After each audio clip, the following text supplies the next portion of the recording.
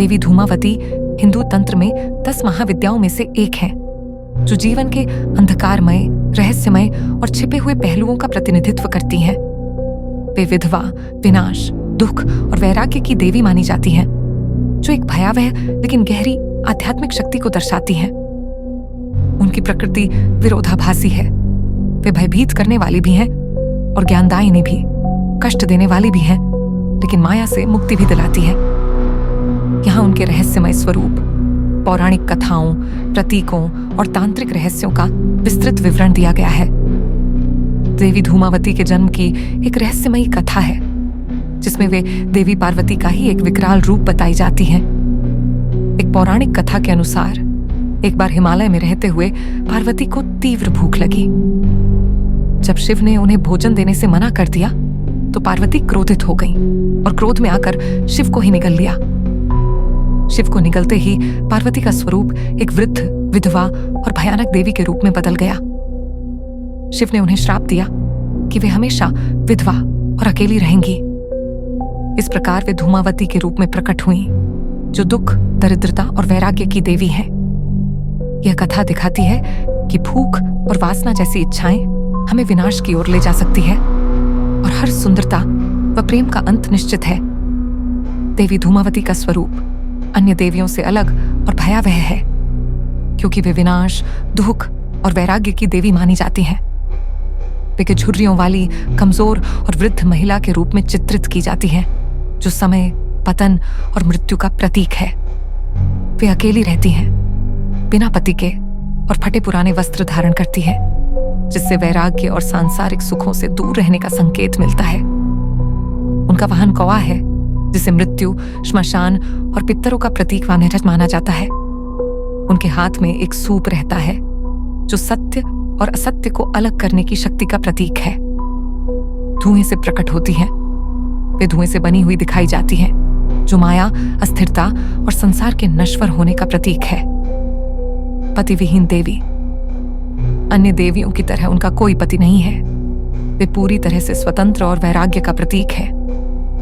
धूमावती का धुआं मात्र धुआं नहीं, बल्कि माया, भ्रम का भी प्रतीक है।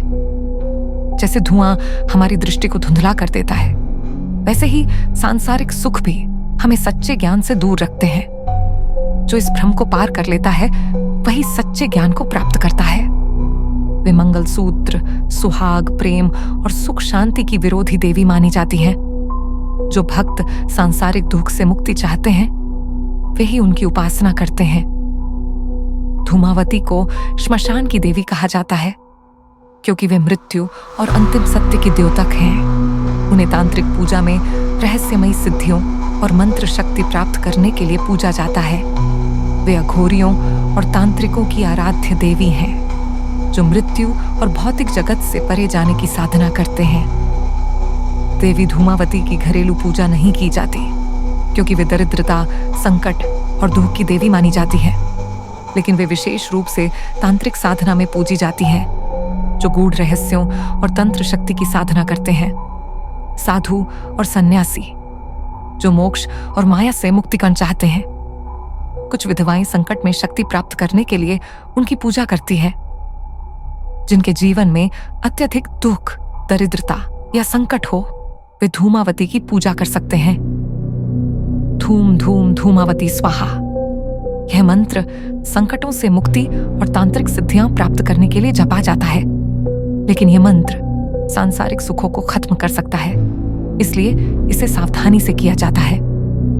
धूमावती की पूजा में गौ को खाना खिलाना शुभ माना जाता है, क्योंकि वे पितरों और मृत आत्माओं के संदेशवाहक माने जाते हैं। उनकी पूजा अमावस्या, नई चंद्र रात पर की जाती है, जब अंधकार अपने चरम पर होता है।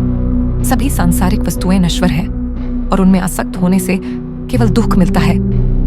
जो व्यक्ति इस सत्य को समझ लेता है, वही मोक्ष, मुक्ति प्राप्त कर सकता है।